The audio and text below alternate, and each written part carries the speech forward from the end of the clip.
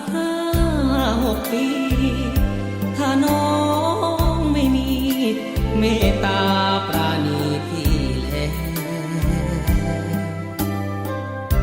จะได้หยุดความเพ้อฝันรักกันเพลิดเพล้วคิดลืมนางแก้วประจำดวงใจช่วยบอกล่วงหน้าสัก5-6 วันจะได้เลิกฝันถึงความรักอันสดใสจะเตรียม